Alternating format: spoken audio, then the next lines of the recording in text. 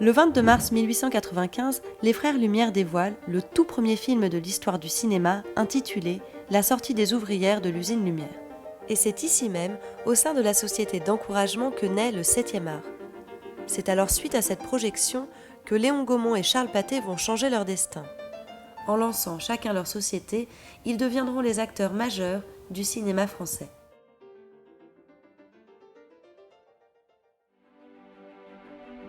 Les frères Seydoux, Jérôme et Nicolas, règnent sur le cinéma français.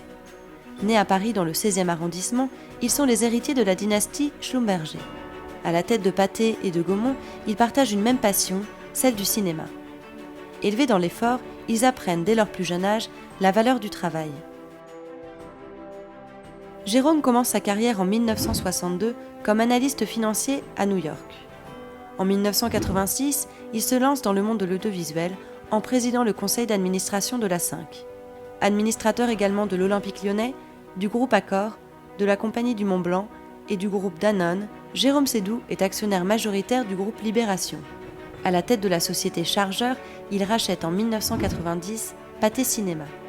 Producteur de grands films comme L'Ours et Valmont, fondateur du premier bouquet de télévision payante, Chargeur et Jérôme Seydoux permettent à Pathé de se développer de façon colossale. Raffiné et cultivé, c'est un passionné au professionnalisme inéluctable. En 2006, il crée la fondation Jérôme Seydoux qui œuvre à la conservation et à la mise à disposition du patrimoine cinématographique à travers l'histoire de Pathé.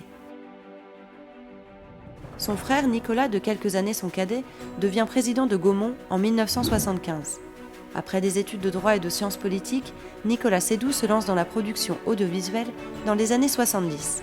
Conseillé par Toscan du Plantier, il donne un nouvel élan au développement de Gaumont en augmentant considérablement le parc de salles et en engageant une politique de production toujours plus ambitieuse. Il contribue notamment à la naissance du chef-d'œuvre Le Grand Bleu et des Visiteurs.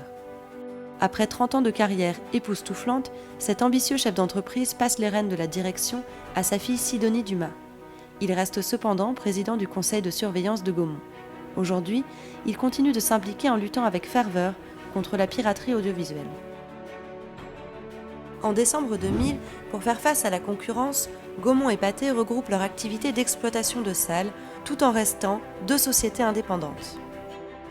À l'origine de centaines de chefs-d'œuvre du cinéma et de multiples succès planétaires, les frères Seydoux ont notamment contribué à l'histoire du cinéma, mais également à l'ascension de compagnies à la renommée internationale.